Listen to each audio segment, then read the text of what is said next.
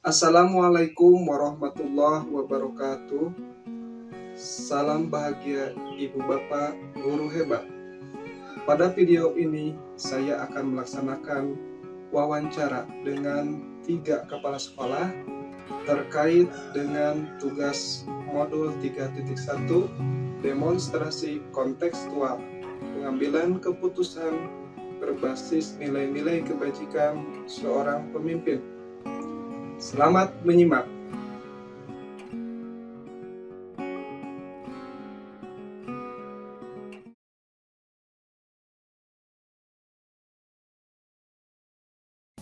Baik Pak, Assalamualaikum Pak. Waalaikumsalam warahmatullahi wabarakatuh. Selamat pagi Bapak. Selamat pagi. Bagaimana kabar Bapak hari ini? Alhamdulillah baik. Baik ya Pak, baik. sehat Pak? Alhamdulillah. Baik, Alhamdulillah. Nah begini Pak, sebelumnya saya ucapkan terima kasih Pak atas waktunya. Siap. Dalam kesempatan ini saya sebagai calon guru penggerak Angkatan 7 akan menggali informasi Pak dari Bapak Siap. terkait dengan tugas modul 3.1 demonstrasi kontekstual, yaitu mengenai pengambilan keputusan yang berbasis nilai-nilai kebajikan sebagai seorang pemimpin Pak. Nah tentu Bapak sebagai kepala sekolah dan pemimpin di sekolah itu sudah banyak hal dilalui Pak, sudah banyak hal, pengalamannya juga sudah sangat luar biasa Pak. Sudah berapa tahun Pak itu? Ya lebih kurang 10, 11, 12 sudah ya. Sangat ya lumayan lah. Sudah sangat berpengalaman Bapak. Nah terkait dengan hal tersebut Pak, ada beberapa pertanyaan yang ingin disampaikan kepada Bapak, yaitu diantaranya yang pertama itu, apakah Bapak pernah mengambil keputusan itu yang sifatnya dilematis Pak? Dilematis. Pernah. Ya pernah Pak ya? Pernah. Bahkan janganlah dikatakan sering lah, jadi pernah gitu. Pernah yang sifatnya dilema. Ya. Nah, Bapak sebagai pemimpin, bagaimana mengidentifikasi atau membedakan kasus-kasus tersebut yang merupakan dilema etika, apakah termasuk bujukan moral gitu Pak? Iya. Seperti apa Gini, Pak? jadi dilema etika itu ini lebih sulit sebetulnya. Betul Pak. Lebih sulit. Kenapa lebih sulit? Karena kedua-duanya benar gitu. Ya, Dilema etika betul, itu. Pak. Jadi ini benar, ini benar. Sementara tidak ada benar dua gitu. Tidak ada. Gitu. Betul. Sementara bujukan moral itu sifatnya lebih ke hitam putih. Ya, jadi benar salah gitu. Nah, kalau benar salah itu lebih mudah sebetulnya. Jadi lebih menantang yang dilema etika itu Pak ya. Nah ini yang benar-benar nih yang sulit itu. Iya, Jadi, betul. ketika kita akan memutuskan sesuatu dengan dilema etika, ini benar, posisi kita harus seperti apa? Nah, itu kira-kira gitu. Tantangannya seperti itu Pak ya. Gitu. Nah, kemudian Pak, selama ini Bapak bagaimana menjalankan pengambilan keputusan di sekolah ini Pak, terutama untuk kasus-kasus di mana ada kepentingan yang sama-sama benar tadi Pak, atau yang sama-sama mengandung nilai kebajikan, itu yang tadi dilema itu Pak. Nah, seperti apa barangkali langkah-langkah atau prosedural yang biasanya Bapak ambil? Seperti apa? Biasanya ini, ketika ngambil sebuah keputusan itu kita identifikasi dulu. Betul. Jadi kasus per kasus gitu. Nah ini apa ini? Masalahnya di mana? Dua-duanya benar, oke. Siapa yang terlibat? Itulah kira-kira. Siapa ini yang terlibat dalam masalah itu? Kita urut itu mana skala prioritas. Kadang-kadang mohon maaf kita melibatkan beberapa teman, misalnya bisa seperti itu juga. Itu kira-kira gitu. Iya, betul Pak ya. Jadi diidentifikasi terlebih dahulu gitu Pak ya. Kemudian mana yang prioritas. Nah itu jadi itu. Memang sebuah resiko yang tadi itu resiko. Ini harus diambil. Iya betul Pak. Itulah kira-kira gitu. Ya baik Pak. Kemudian Pak, hal-hal apa saja yang selama ini Bapak anggap efektif dalam pengambilan keputusan yang sifatnya dilema etika gitu? Yang efektifnya seperti apa gitu? Yang lebih efektif itu biasanya suka di apalah ini setelah diidentifikasi kasus per kasus itu bisa langsung dieksekusi. Oh ini tapi juga bisa ditunda. Hanya ditunda memerlukan waktu lah. Memerlukan waktu misalnya bisa besok lah, tunggu dulu lah. Misalnya bisa begitu gitu. Kira-kira betul. Nah, kemudian Pak, ini kan pasti akan ada tantangannya Pak. Nah, bagaimana terkait tantangan itu Bapak biasa menyikapinya gitu Pak? Menyikapinya dengan kesabaran, menyikapi hal seperti itu dengan kesabaran, dengan berbagai masalah yang rumit itu kita anggap ini sebuah tantangan yang menarik gitu. Mohon maaf, egonya disimpanlah, dikurangi dulu lah. Tidak bisa otoriter, tidak bisa. Tetap mengambil keputusan itu walaupun ujung-ujungnya ada di pimpinan. Ujung-ujungnya gitu. Jadi tetap kita musyawarahkan, kita diskusikan bagaimana langkah yang tepat. Semuanya itu tetap beresiko. Betul. Cuma meminimalisir resiko-resiko itu. Itulah betul Pak. Nah Pak, dalam penyelesaian pengambilan keputusan tadi yang sifatnya dilema etika tersebut, nah apakah Bapak tadi sudah juga menjelaskan apakah langsung menyelesaikannya pada saat itu di tempat itu Pak, ataukah ada jadwal khusus barangkali yang dijadwalkan khusus gitu untuk menyelesaikannya gitu. Nah seperti apa Bapak, mungkin prosedurnya seperti apa Pak? Pengambilan keputusan tadi ya saya katakan, kalau memang itu dianggap oleh kita memungkinkan diputuskan waktu itu, diputuskan. Tapi kalau memerlukan pemikiran, memerlukan pertimbangan yang matang, itu bisa dijadwalkan berikutnya. Tapi jangan salah, jangan terlalu lama. 1 minggu baru eksekusi, jangan. Iya, itu terlalu lama gitu. Paling 1 atau 2 hari gimana nih, sambil kita mencari bagaimana ini langkah yang terbaik ini, keputusan ini diambil karena yang tadi itu ini dua-duanya benar. Dua-duanya gitu. Ini bagaimana ini? Berarti melihat dulu kasusnya seperti apa, kasusnya seperti apa. Jadi dilihat. Untuk kasus-kasus yang memang memerlukan pertimbangan memang harus agak matang, harus matang. Ditinjau dari berbagai hal. Misalnya ada aturannya ada tidak nih? Misalnya kalau ini bagaimana aturannya nih? Betul. Kalau ini bisa lah, oke lah. Gitu. Nah, di dalam kasus itu Pak, adakah seseorang atau faktor-faktor apa yang selama ini mempermudah Pak atau membantu Bapak dalam pengambilan keputusan yang tadi itu Pak? Faktor-faktornya banyak, betul. Kalau di sekolah itu biasanya kita orang-orang yang kita percayai, katakanlah bapak atau ibu, para wakasek itu biasanya diambil, kita dibawa diskusi, gimana nih kalau memutuskan ini, nah orang-orang itu, Pak ini, walaupun diulang-ulang, ujung-ujungnya bagaimana kepala sekolah, bagaimana pimpinan gitu, tapi memberikan masukan ya, oh ini Pak harus gini Pak, oh iya, nah setelah itu, oke, siap, nah eksekusi itu Pak, iya betul Pak. Tapi perlu dicatat juga, jangan ngotot kita, nah itu hal penting ya. Iya. Setelah menerima masukan baru kita masuk. Ini gimana nih? Oke lah, ini saja deal. Oke. Nah, kemudian Pak, ketika Bapak sudah mengambil keputusan, apakah Bapak merefleksikan kembali keputusan yang sudah diambil seperti apa Pak? Sudah diambil? Sering merefleksi itu. Wah, keputusannya ini seperti ini kita ambil kan. Ternyata di lapangan ada sesuatu misalnya. Karena ini bukan Quran, bukan apa gitu. Jadi masih bisa diperbaiki. Gitu. Jadi kan kita berpikir apa ini berbasis kepedulian, gitu kan. Bisa berbasis aturan, gitu. Atau berbasis apa? Tapi atau kita berbasis yang lainnya gitu. Itu direfleksi itu kalau perlu dievaluasi, ya diubah aturan itu. Masih bisa memungkinkan Pak ya? Iya, kalau memungkinkan itu, jangan begini nih, bahaya ya. Iya. Gitu. Ya, dan dalam perjalanannya juga pasti menimbulkan sesuatu mungkin ya di Iya, lapangan. gitu. Di lapangan beda. Iya betul. Pasti ada riak lah. Cuma diminimalisir gitu. Nah, iya betul Pak. Nah Pak, ini mungkin agak ini Pak, saya ingin bertanya ketika apa itu?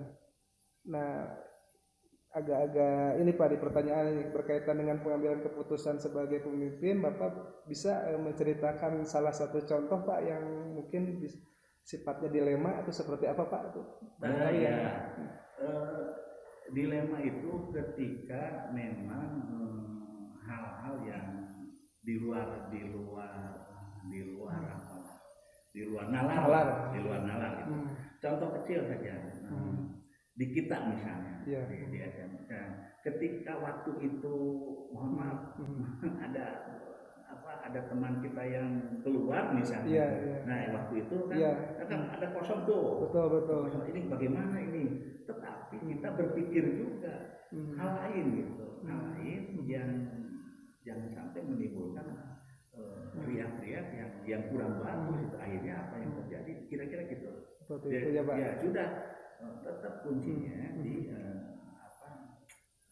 menekan, meminimalisir permasalahan berikutnya, walaupun ya tetap kita tetap beresiko dan lain-lain. Jadi dipikirkan dulu nih berbasis apa ya, harus sesuai aturan atau gitu, mungkin berbasis kalau berpikir kita lebih sering kelihatannya itu berpikir itu berbasis peduli. Kita berada di posisi orang lain gitu lah. Itu lebih nyaman. Menurut saya itu lebih nyaman. Jadi kita di posisi orang lain, ketika bapak ibu guru misalnya mohon maaf suaminya atau istrinya sakit, di satu sisi tugas harus dijalankan, kita kan harus lebih cenderung kemana ini gitu. Kita tidak bisa saklek aja Pak ya. Kita berada di posisi orang lain gitu, yang itu jadi itu merasakan gimana ini kepedulian, tidak bisa jeprot tanpa memikirkan yang lain gitu. Betul Pak, memang untuk kasus-kasus yang dilematis itu kan tantangan ya Pak ya, jadi penanganan juga ini mungkin juga perlu penanganan yang tidak biasa gitu ya. Nah Bapak juga ketika mengambil keputusan mungkin pernah terpikir mengambil opsi yang sifatnya itu out of the box, itu luar biasa gitu Pak. Iya, yang betul betul harus luar biasa gitu. Jadi seorang pemimpin itu harus berani mengambil satu keputusan, walaupun keputusan itu berat gitu. Jadi betul-betul yang luar biasa ini gimana gitu. Iya betul Pak. Nah kemudian Pak, dalam prinsip pengambilan keputusan yang tadi kita sudah bicarakan, ada yang berbasis akhir ya Pak, ada juga yang berbasis pada peraturan dan berbasis pada rasa peduli. Nah Bapak kan tadi sudah menjelaskan ya lebih sering pada salah satu prinsip Pak ya. Betul, bisa dijelaskan kembali Pak? Jadi kita lebih sering atau lebih banyak menggunakan berpikir berbasis peduli. Rasa peduli ya Pak. Kalau berbasis peraturan, rasanya kalau aturan seperti ini mau tidak mau, Anda mau tidak coba gitu. Betul ya Pak. Jadi kita lebih ke cenderung dan rasa peduli. Itu kira-kira. Ya. Bapak pernahkah ketika mengambil keputusan itu ada perasaan misalnya gimana nih, nggak enak, mungkin ada menyesal juga mungkin misalkan? Ada. Itu manusiawi, pasti itu. Ya ada ya Pak. Gimana ini? Ya lagi-lagi mau tidak mau harus seperti itu. Betul, karena keputusan harus diambil Pak ya. Diambil. Jadi mau tidak mau cuma kita berlogika gitu. Oh iya, kenapa mengambil ini? Oh tidak mengambil ini gitu. Itu sudah dipikirkan yang matang, tidak serta merta, tidak senaknya bagaimana saya saja lah jepro tidak gitu. Betul. Nah kan Pak, dalam pengambilan keputusan itu kita pada akhirnya itu harus mementingkan atau berpihak kepada murid Pak ya. Iya. Kemudian keputusan itu juga harus sesuai dengan nilai-nilai kebajikan yang kita anut Pak, yang kita yakini, dan juga pada akhirnya harus dapat dipertanggungjawabkan Pak ya. Gitu. Nah, Bapak apakah pernah nih mengambil keputusan yang sifatnya itu menguntungkan bagi diri Bapak gitu? Bapak? Pernah, cuma menguntungkan dalam arti diri pribadi itu tetap ke lembaga gitu larinya gitu. Jadi tidak serta merta, apalagi kalau kaitannya dengan kedinasan diambil keputusan. Oke, keuntungan untuk diri pribadi bisa, tapi lihat lembaga kita ini, lihat sekolah, lihat macam-macam gitu. Itu keuntungan, kalau keuntungan pribadi itu sifatnya itu lebih menurut itu kurang ini lah, tapi tetap lah. Walaupun itu pernah terjadi seperti itu. Meskipun keuntungan pribadi mungkin pada akhirnya itu untuk lembaga juga Pak. Lembaga. Dan pada akhirnya untuk murid juga Pak. Ya, untuk murid. Siswa, macam-macam. Ya guru mungkin Pak. Gitu ya. Nah ini Pak terakhir Pak, bagaimana jika dalam pengambilan keputusan itu banyak orang yang menolak atau protes Pak terhadap yang Bapak putuskan? Siap. Nah bagaimana Bapak? Nah ini kalau memang mau tidak mau, suka tidak suka keputusan harus diambil, kita putuskan ya. Ternyata di lapangan ada riak-riak yang kurang setuju, kenapa tidak kita diskusikan kembali, diubah keputusan itu. Jadi tidak cuma ketika mengubah itu tidak serta merta, perlu waktu. Artinya ini kita coba dulu lah. Nah gitu, 1-2 minggu. Kalau ternyata ini baik ya sudah lanjutkan. Tapi kalau memang di dalam waktu 1-2 jam, 1-2 hari bisa. Gitu bisa. Tapi kalau memang ini betul-betul gitu, wah bahaya ini, ya sudah, kita ubah lagi keputusan. Oh iya betul Pak. Gitu, jadi ditinjau ulang lah, ulang. Jadi tidak keputusan saya ini, ayo jalan tidak. Betul ya Pak. Nah, gitu. Ya jadi memang sebagai pemimpin itu dalam pengambilan keputusan itu sangat harus mempertimbangkan banyak hal ya Pak ya. Betul, harus banyak mempertimbangkan prinsip-prinsip keputusan, paradigmanya juga, dan mungkin ada, kalau yang saya pelajari saat ini ada 9 langkah Pak pengambilan keputusan gitu ya. Ternyata tidak mudah ya Pak jadi pemimpin itu. Nah mungkin terakhir Pak tips dari Bapak bagaimana nih supaya kita bisa mengambil keputusan itu terlatih gitu Pak, jadi bisa gitu. Bagaimana Pak? Gini, kalau mengambil kebiasaan saya gini, berpulang ke diri kita dulu, artinya memandang orang itu selalu positif, pandang orang itu selalu positif, siapapun, dimanapun, tingkatan ekonomi atau gimana lah itu orangnya, siapapun itu positif itu. Ketika dipandang positif, sehingga ketika ada masalah dalam situasi apapun, kita masuk, kita terima, ini harus ada solusi gitu, harus ada solusi dengan ketenangan. Itu tips-tipsnya kira-kira begitu. Betul, Pak. Komunikasi, bahkan sering diucap ulang, dikomunikasikan dengan baik, tidak serta-merta mengambil keputusan sendiri gitu, walaupun ujung-ujungnya ada di pimpinan gitu, tetap kita ajak bicara orang lain, ajak siapapun gitu. Ini gimana ini langkah seperti itu. Tipsnya kira-kira seperti itu Pak ya. Perlu ketenangan ya Pak. Ketenangan terutama. Betul. Itu lebih nyaman, lebih nyaman. Bisa berpikir jernih juga Pak ya Pak. Tidak berada beruduk, apalagi emosi, aduh gimana gitu. Itu bahaya itu. Baik Pak, luar biasa sekali nih Pak. Saya mendapatkan banyak pelajaran dari Bapak. Mudah-mudahan ini sangat bermanfaat sekali bagi saya Pak. Percakapan kita mungkin sudah selesai Pak. Sekali lagi saya ucapkan terima kasih atas kesempatan dan waktunya Pak. Terima kasih. Siap. Bapak sehat selalu Pak. Terima kasih. Assalamualaikum warahmatullahi wabarakatuh.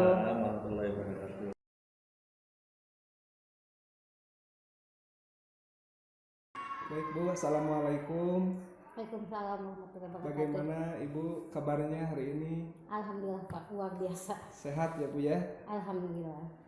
Baik Bu, pada kesempatan ini saya sebagai calon guru penggerak angkatan 7 ingin menggali informasi terkait dengan tugas modul 3.1 yaitu demonstrasi kontekstual Bu, yaitu pengambilan keputusan berbasis nilai-nilai kebajikan sebagai seorang pemimpin. Nah, tentu Ibu sebagai kepala sekolah memiliki pengalaman dan juga banyak hal yang sudah dihadapi Bu ya. Nah, pertanyaannya, apakah Ibu pernah mengambil keputusan yang sifatnya dilematis Bu? Ya. Sebenarnya kalau berbicara tentang pengalaman, mungkin saya belum banyak ya pengalamannya karena baru diangkat sebagai kepala sekolah. Tapi kalau ditanya dilematis, dari awal kedatangan ke sini pun mungkin sudah banyak hal-hal yang dilematis ya.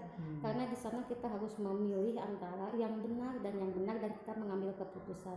Jadi ketika dilematis itu kita harus mengambil satu keputusan yang sama-sama penting, itu sama-sama baik Pak. Itu pasti pernah mengalami. Pernah ya Bu ya. Nah, bagaimana Ibu mengidentifikasi bahwa itu adalah kasus dilematis atau bujukan moral tuh Bu? Ada lagi yang dinamakan bujukan moral tuh Bu. Nah, bagaimana Ibu bisa mengidentifikasi itu? Ya, sebenarnya gampang ya membedakan antara dilema etika kan dengan bujukan moral. Kalau dilema etika itu ketika benar vs benar. Jadi yang benar kita harus memilih antara dua hal yang benar. Kalau bujukan moral itu sudah jelas benar vs salah. Jadi kita hanya memilih. Kalau udah ini pilih aja. Kalau salah ya udah nggak usah diambil gitu. Dia ngambil keputusannya sudah pasti cepat gitu. Karena itu benar dan salah, beda dengan benar dan benar. Itu mah harus banyak sekali pemikiran, banyak sekali yang harus dipertimbangkan. Nah, seperti itu. Jadi kelihatannya lebih sulit dilema etika itu ya. Kalau bujukan moral kan lebih gampang lah ketika salah gitu. Nah, selama ini Ibu menjalankan keputusan itu, pengambilan keputusan di sekolah ini, terutama kasus-kasus yang dimana tadi ada kepentingan yang sama-sama benar ya Bu ya, dan juga sama-sama penting, mengandung nilai-nilai kebajikan. Nah, biasanya nih proseduralnya atau langkah-langkahnya itu seperti apa yang Ibu lakukan? Sebenarnya kalau dalam hal pengambilan keputusan, menurut saya ini juga kayak suatu keterampilan ya, mengambil keputusan itu suatu kemampuan, keterampilan ketika sering dilakukan mungkin akan semakin baik. Nah, kalau misalkan bagaimana sih saya bisa membedakan misalkan ini masalah-masalah dilematis ini, bagaimana saya menghadapinya? Yang pertama saya lakukan yang pasti saya cari tahu dulu masalahnya itu apa. Kan kadang ada masalah ya, ada masalah kita benar-benar cari tahu dulu masalahnya apa. Mengidentifikasi dulu. Identifikasi dulu masalahnya apa, yang jelasnya itu apa. Sampai saya paham banget masalahnya apa gitu. Kemudian saya juga setelah tahu masalahnya, saya coba orang-orang yang terlibatnya siapa aja gitu. Siapa aja kan yang bermasalah itu pasti kita bisa membuat satu keputusan tuh melihat dulu orang pertama masalahnya, kedua orang yang terlibatnya. Jadi kita bisa menghargai posisinya gitu. Oh, kalau orang ini yang terlibat bagaimana, kalau orang ini yang terlibat bagaimana, itu. Kemudian juga saya kumpulkan data dari setiap orang yang terlibat data, karena kan setiap orang mungkin beda memandang suatu masalah. Nah, kita ambil setiap pendapat, setiap data dari masalah yang ada itu sih. Iya. Nah, kemudian Bu, hal apa saja yang selama ini Ibu anggap efektif dalam pengambilan keputusan yang sifatnya tadi dilema etika itu? Dari hal-hal tadi Ibu yang efektif dilakukan itu, kalau yang efektif dilakukan untuk masalah dilema etika ya, saya sih lebih ke ini Pak, ketika suatu masalah asalkan itu untuk kepentingan peserta didik, untuk siswa, itu akan saya ambil. Misalkan keputusan itu pertama emang harus saya mementingkan peserta didik saya, kedua tidak bertentangan dengan nilai kebajikan. Misalkan walaupun itu mementingkan anak didik saya, tetapi ketika emang itu tidak baik ya nggak akan bisa diambil. Jadi yang pertama mementingkan siswa saya, yang kedua itu ada nilai kebajikannya, yang ketiga bisa dipertanggungjawabkan. Jadi ketika saya mengambil misalkan saya ngambil keputusan ini, saya sudah siap dengan karena segala konsekuensi. Karena tidak melanggar kebenaran, pasti saya siap mempertanggungjawabkan karena hal benar yang saya perjuangkan. Iya, betul. Tentu nih dalam pengambilan keputusan tersebut ada tantangannya ya Bu ya. Pasti. Nah, dalam pengambilan keputusan itu yang sifatnya dilema, pasti ada tantangannya. Seperti apa Bu? Kalau yang saya rasa baru sebulan ini apa saja mungkin ya tantangannya? Tantangan yang saya rasa sekarang ya Pak ya, Ketika dilema, kalau misalkan untuk kasusnya mungkin tidak saya perjelas di sini ya. Cuma untuk yang menjadi saya hambatan di sini itu ketika mengubah kebiasaan, maksudnya mengubah kebiasaan teh di sini kan bu udah biasanya gini, bu udah biasanya gini, ini mengubah kebiasaan yang jadi menjadi seharusnya yang baiknya gitu, karena kan yang namanya kebiasaan itu belum tentu baik juga sih gitu, belum tentu baik loh. Jadi membiasakan di sini, membiasakan ke anak buah saya misalkan harusnya gini, ternyata mereka masih berpendapat bu udah biasanya juga gini, biasanya juga gini. Jadi yang mungkin saya di sini menjadi hambatan itu mungkin lebih ke bagaimana sih kayak menyamakan satu visi itu, misalkan tidak beda pendapat, kalau menurut saya ini harus gini, menurut mereka masih bisa gini gitu kan. Jadi, belum pola pikir ya lebih ke pola pikirnya masih belum satu visi. Nah itu mungkin tantangannya ya. Nah kemudian dalam penyelesaian pengambilan keputusan yang sifatnya dilema etika tersebut, apakah ibu langsung menyelesaikan di tempat atau punya jadwal tertentu misalnya? Nah, seperti apa tuh prosedurnya? Ya.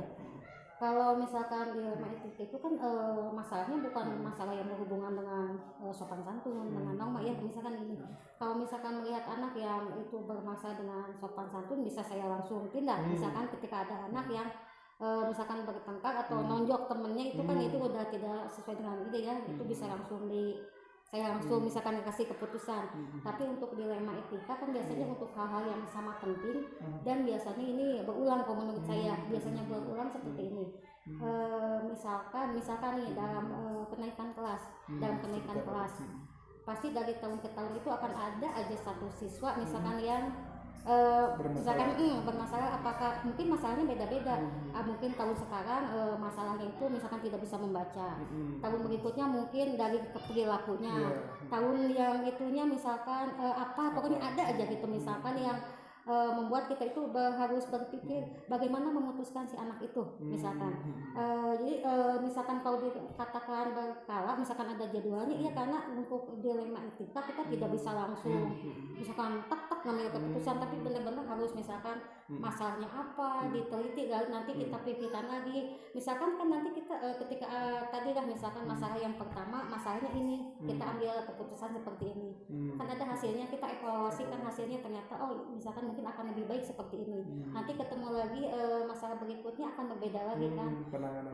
Nah itu jadi kalau untuk masalah yang ini permasalahannya juga, dan saya tidak bisa mengambil keputusan sendiri Pak. Kalau untuk dilema etika saya tidak bisa. Ini berkaitan juga dengan pertanyaan saya selanjutnya nih kan, tadi ya Bu, seperti tadi tidak bisa hal-hal apa yang memudahkan Ibu ya dalam pengambilan keputusan, seperti apa tadi? Iya, kalau saya tadi bilang kan dalam hal keputusan dilema etika, apalagi di sini kan sama banyak yang diperjuangkan. Tidak bisa saya ngambil keputusan sendiri. Saya memerlukan di sini anak buah saya, termasuk guru kelas, termasuk orang tuanya juga. Jadi di sini termasuk lingkungan yang ada di sini saya tidak bisa. Apalagi ini kan sekolah di lingkungan seperti ini Pak, di desa apa ya? Cepat gimana ya? Mungkin masih kuno, kalau dikatakan bukan kuno ya, konvensional gitu. Jadi kalau apa-apa kan tidak se apa ya, namun kan kalau di kita mah mungkin di kota banyak masalah langsung gini-gini biasa, tapi kalau di sini mah agak beda gitu, susah gitu, agak lambat gitu ya. Iya, jadi kalau ini benar-benar harus pendekatan tuh ke banyak orang gitu, ke semua yang ada di sini kita tuh harus dekati, ke orang tua siswa, istilah pejabat-pejabat di sini, masyarakat itu teh betul-betul harus betul-betul masuk ke pemikirannya, kita berbicara dari hati ke hati sampai nanti memutuskan suatu keputusan teh. Jadi ya itu kita butuh jadwal tertentu teh, maksudnya ada waktunya nggak langsung mengambil keputusan. Yang kedua kita butuh orang jadi melibatkan orang yang ada di sini, betul. Ya. Nah kemudian Bu, ketika Ibu sudah mengambil keputusan, apakah keputusan tersebut juga direfleksikan kembali Bu? Gimana tuh? Pasti kalau setiap keputusannya gini, ketika kita sudah mengambil keputusan, merefleksikan pasti ketika sudah membuat keputusan, kadang kita misalkan keputusan kita yang diambil tepat karena anaknya terjadi perubahan, misalkan perubahan sikap atau apa. Kalau misalkan ketika oh ternyata jalan yang kita ambil kurang tepat, dan anak masih seperti ini. Nah itu kan refleksi, jadi ada perbaikan gitu, perbaikan untuk kedepannya. Karena setiap masalah biasanya saya catat, misalkan gini, permasalahan seperti ini, saya ambil reaksi seperti ini, respon dari anaknya gimana, nanti hasilnya gimana. Jadi setiap kasusnya akan menjadi pelajaran gitu. Betul. Bagus Ibu, aduh luar biasa ya, dicatat, sampai dicatat juga itu permasalahannya.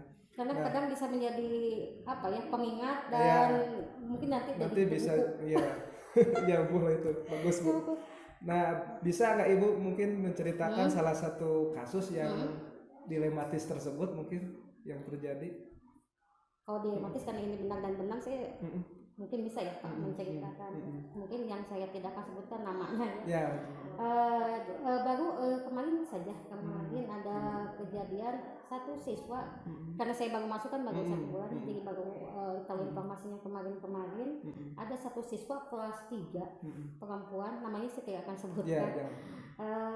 Dia itu dari semester 1 sudah tidak masuk kan sampai sekarang udah hampir berapa bulan nih. Alasannya itu yang pertama sakit, dan emang betul sakit tipes. Jadi kalau sakit tipes kan suka lama ya. Jadi istilahnya emang sakit dibiarkan saja. Kemudian udah beberapa lama belum sekolah juga.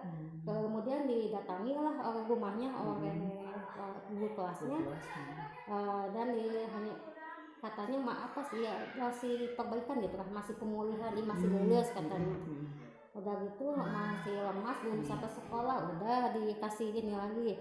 Nah sampai sekarang belum juga masuk aja. Padahal sudah sembuh.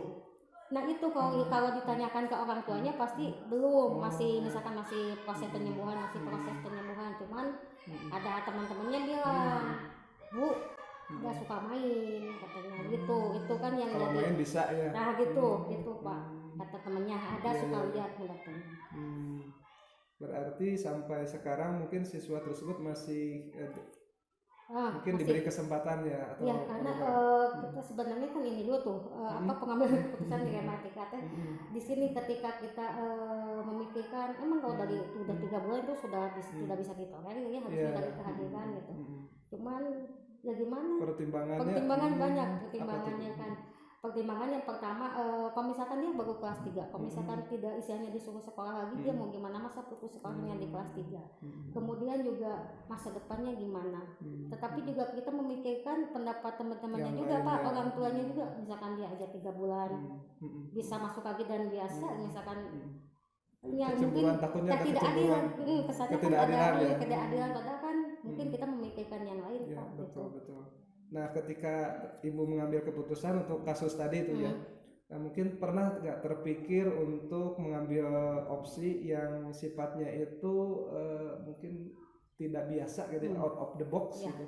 Kalau misalkan untuk masa yang tadi mungkin tidak berpikiran ekstrim ya, misalkan ini saya ini untuk masalah yang lain ya Pak, ada untuk masalah yang lain, tapi masalahnya tidak akan saya beritahukan karena internal sekolah saya.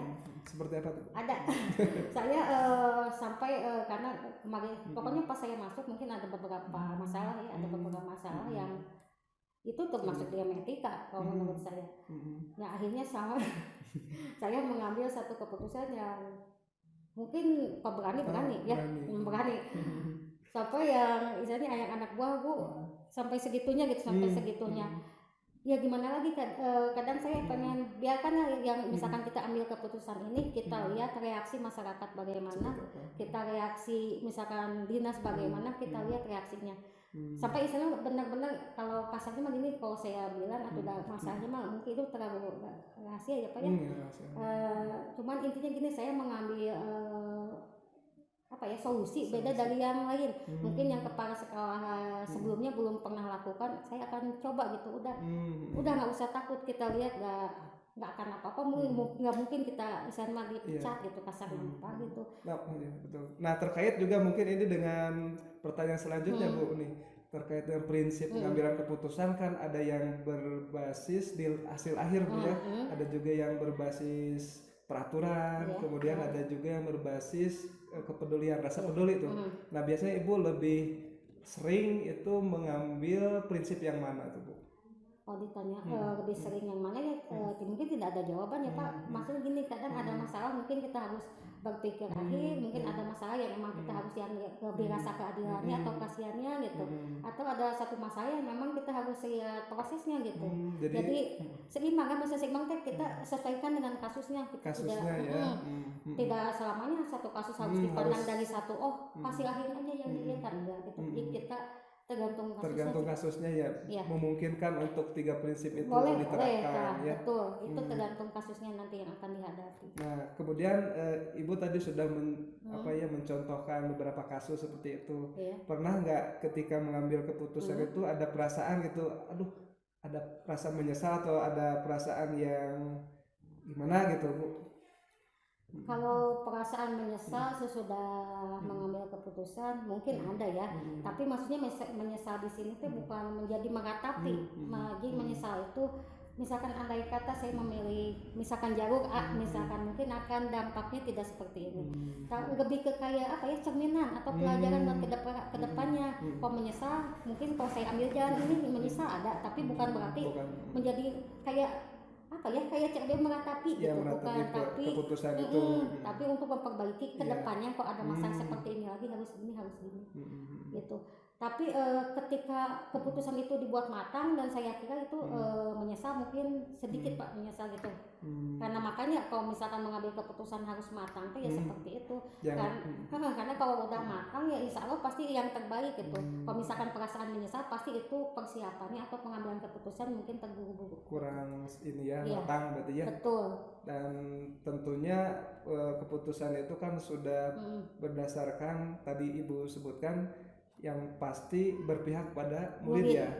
Ibu prioritas murid, lalu kemudian bisa dipertanggungjawabkan dan sesuai dengan nilai-nilai kebaikan yang dianut ya. Tapi sama saya membimbing 1 bulan ini ya di sekolah ini, perasaan alhamdulillah maksudnya yang saya ambil keputusan mungkin insya Allah mungkin yang terbaik gitu. Ya.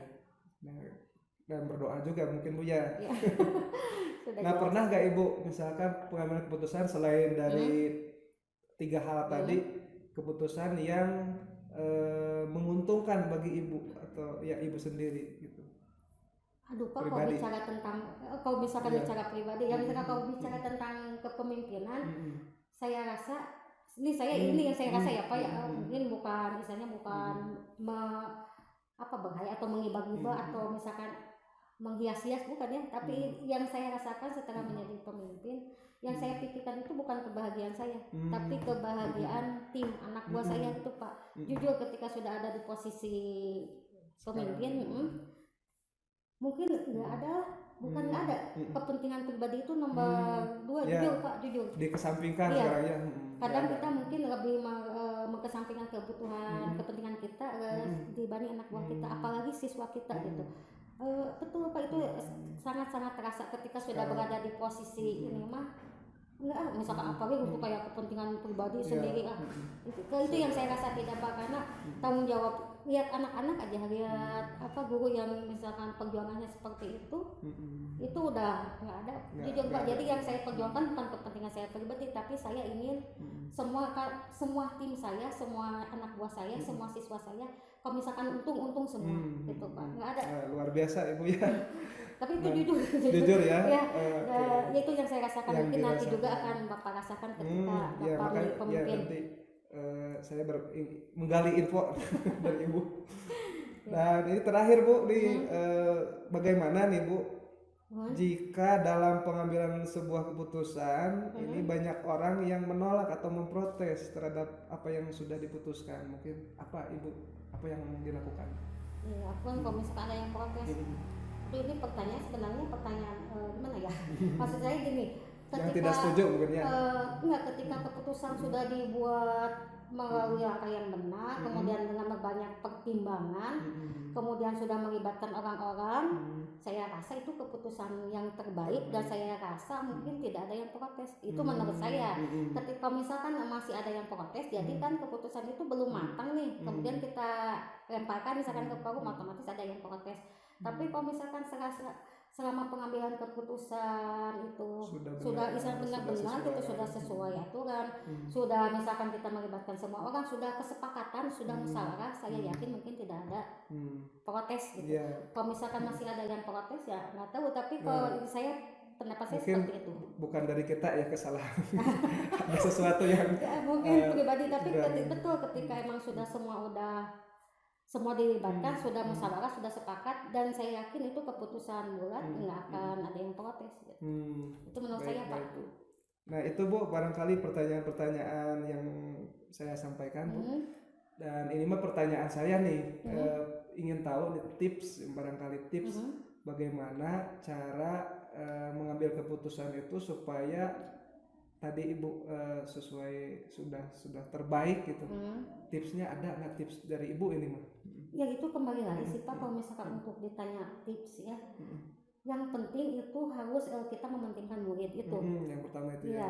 Yang kedua ada nilai kebajikannya. Karena kalau ada nilai kebajikan, misalkan ada nilai kebajikan yang kita pegang, misalkan nilai kebajikannya kita pegang teguh, otomatis keputusan yang kita ambil bisa kita pertanggungjawabkan. Itu aja sih Pak, yang penting kita tujuannya ke anak, ke siswa. Kemudian nilai kebajikannya ada dan nilai kebajikannya sudah pasti bisa dipertanggungjawabkan. Itu Pak. Baik.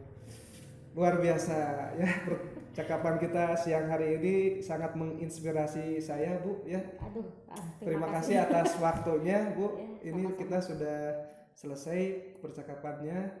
Sekali lagi mohon maaf diganggu waktunya. Oh, tidak apa-apa Pak, tidak Terima apa-apa. kasih. Assalamualaikum. Selamat Waalaikumsalam. siang.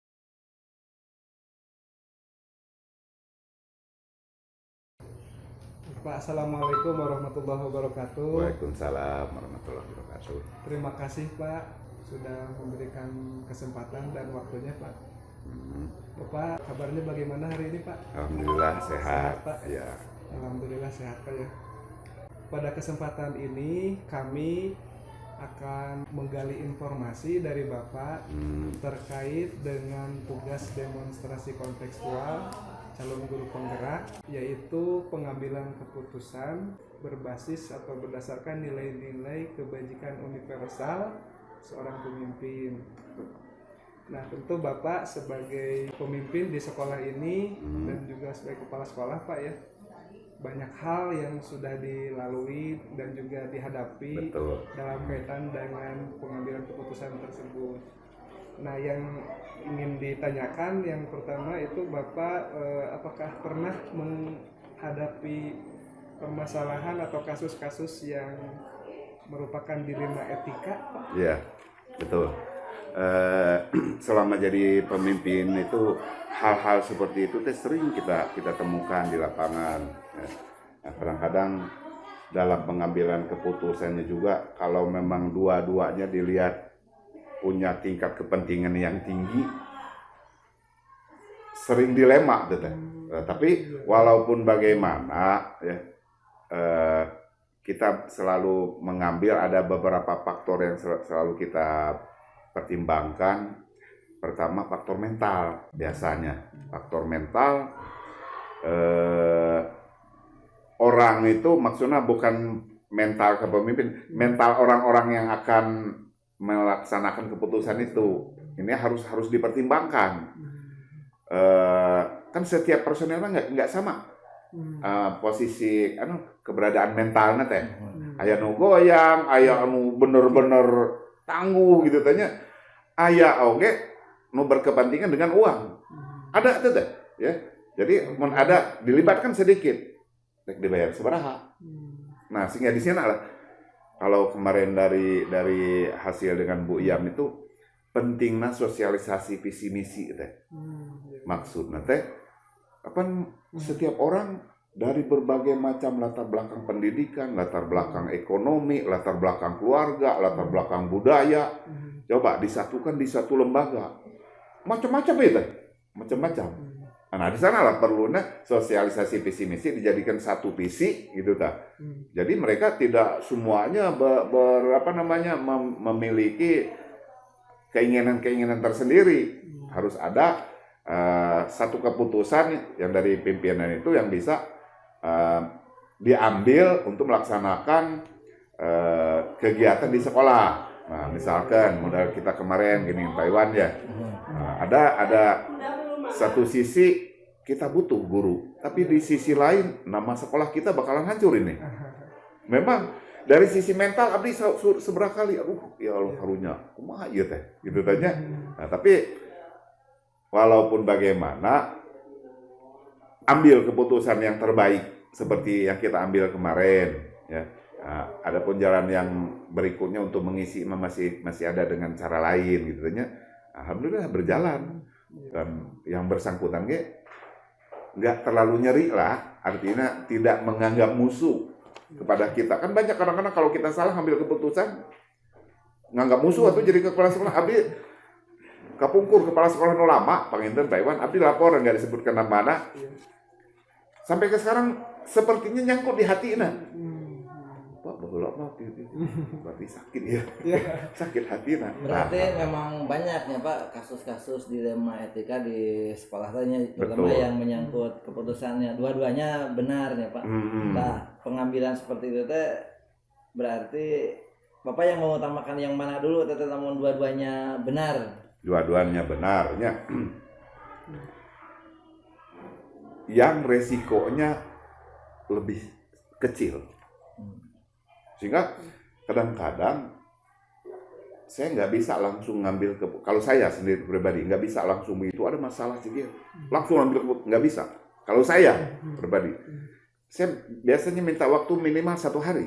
Saya pikirkan, itu kumaha, resikonya kumaha, resikonya Jadi bakalan. ketika menghadapi masalah tidak langsung diselesaikan hari itu ya Pak, berarti dipertimbangkan dulu.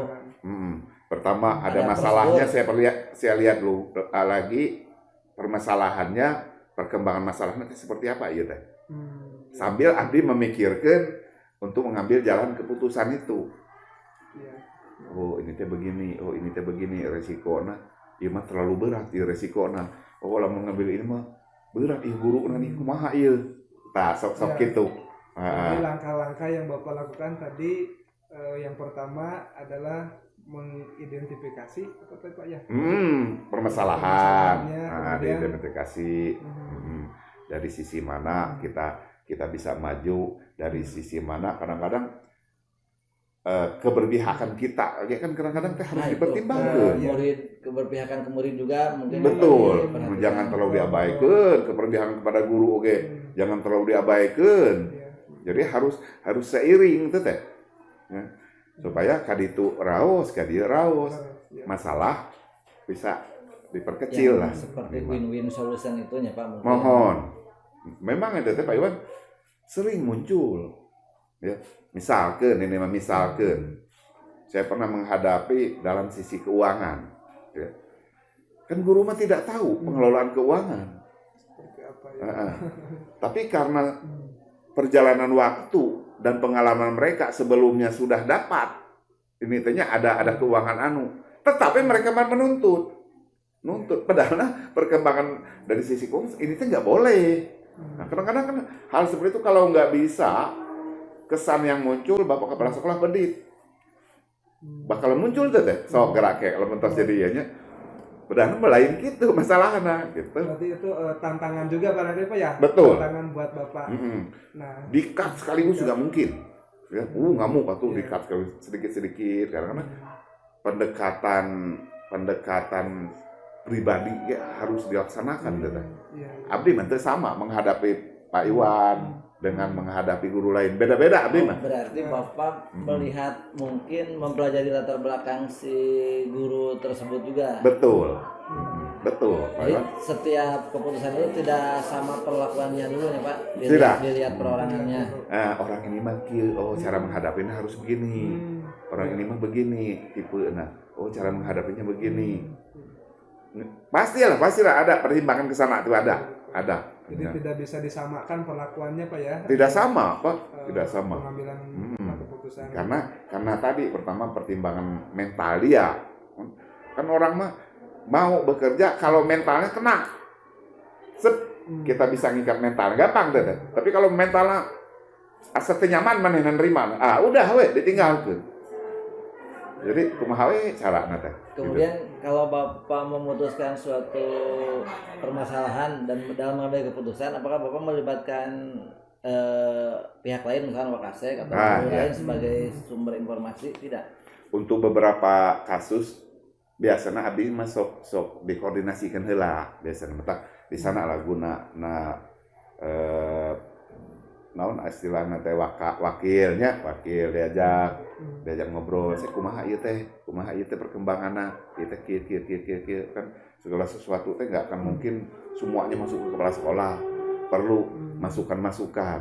Nah, masukan-masukan itu ada bagian-bagian yang perlu diambil, ada bagian-bagian ini mah nggak perlu diambil, buang aja untuk kita ngambil keputusan. Jadi ada bahan gitu ta, jangan sampai salah pilih kayak ieu perlu teh sangat perlu kitanya. Nah, di samping kita juga lamun abdi di samping bertemu secara formal dipanggil, abdi bergerilya oke Pak Iwan.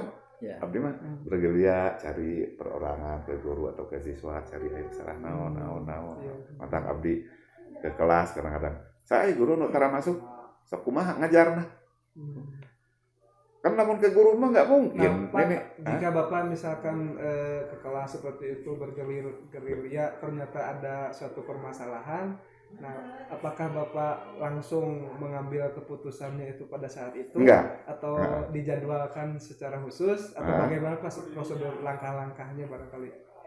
Pertama tadi itu saya dapat informasi ada masalah gitunya.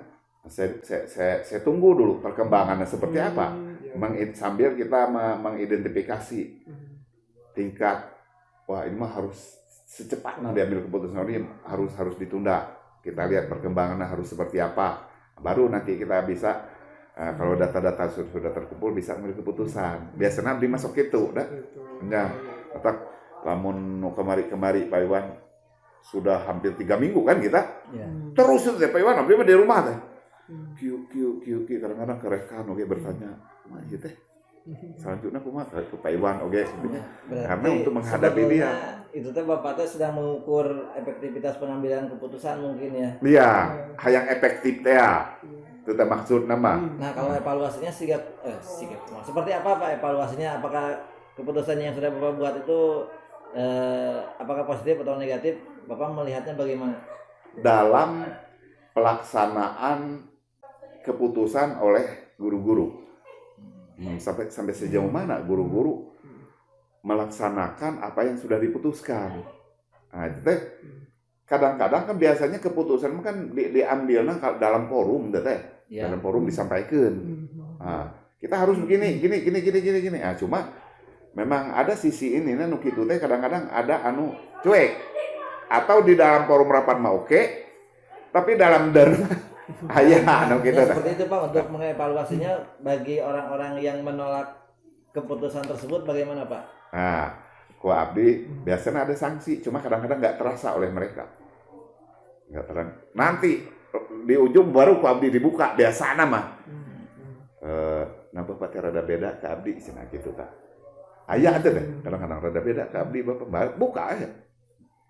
Itu beda gitu tetap kita ngejaga mental itu beda cuma didinya teh hewan kita kan orang lebih nyaman kalau seperti itunya batur pada kiki ieu mah syukur ngomong misalkan gitunya syukur ngomong ulah gitu teh tapi masih ada dalam posisi binaan jadi bukan langsung ngekat ieu nya orang kita dibina sedikit-sedikit gitu tanya kadang-kadang ada orang senang dipuji ada yang nggak senang dipuji teteh nu dipuji ya perlu sepantasna we dipuji nu tidak senang ya jangan gitu tanya jangan aya orang selalu merendah sama sekali gitu-gitunya nah, kita harus lebih rendah deui lamun bisa mah jangan tinggi kita yang lamun kita tinggi dia nggak nyaman dia kumaha carana teh gitu.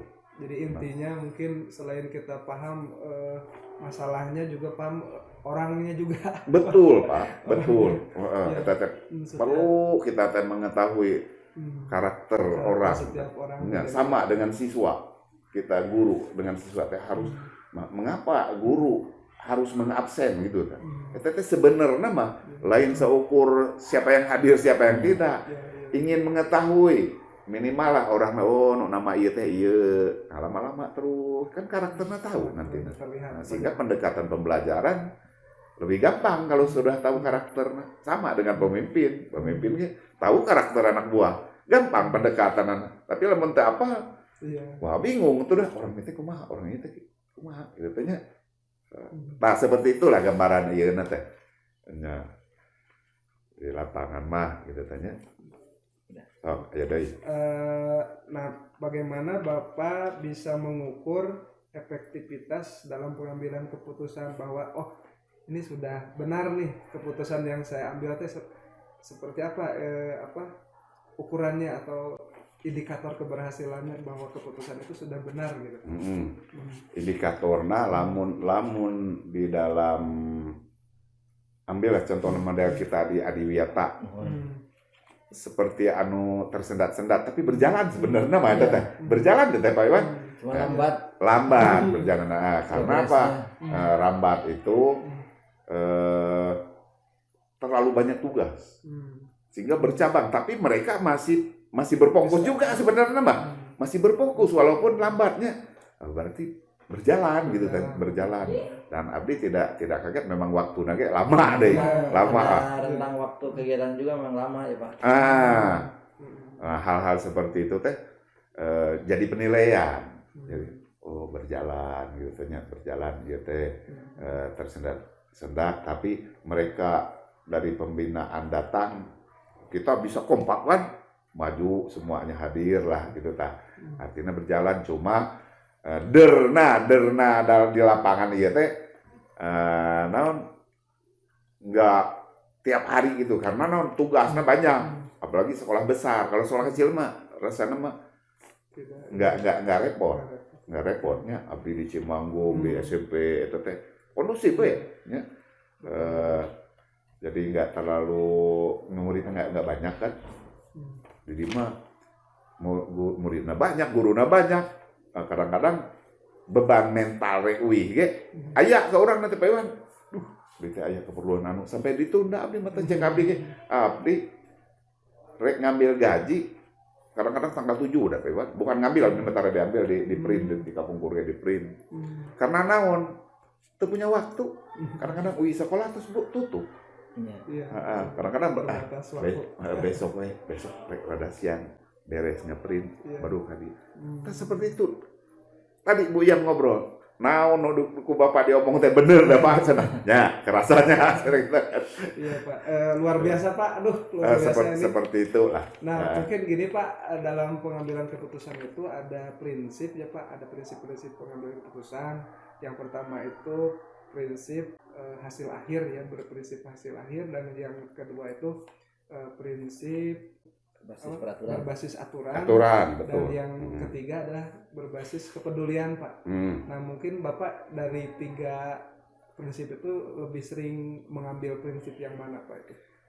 Apakah yang sesuai aturan Bapak harus sesuai aturan terus? Atau ada suatu ketika yang kepedulian sosial gitu? Gak apa-apa misalkan aturannya tidak sesuai dengan aturan tapi karena peduli gitu Pak. Nah, biasanya Bapak yang mana yang diambil? Lebih berfokus kepada aturan. Ya, aturan tetap harus kita lihat. Jangan sebab kita disalahkan nanti. Kalau kita abaikan kena kita. Kan sanksinya ada di pimpinan.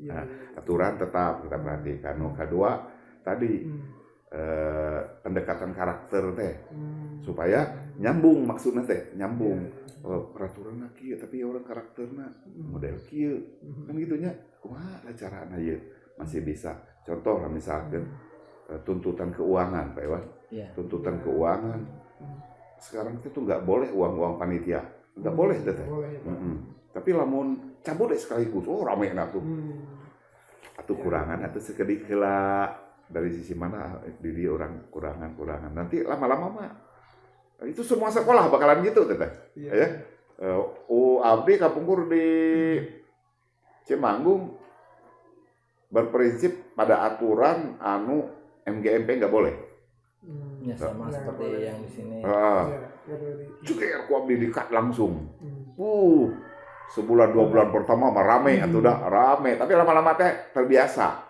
Kan orang mah gitu. Kalau ada pendatang baru teh biasanya rada kaget gitu tanya, sudah terbiasa ke kondisi yang lama gitu Tapi lama-lama mah dia menyesuaikan diri kan.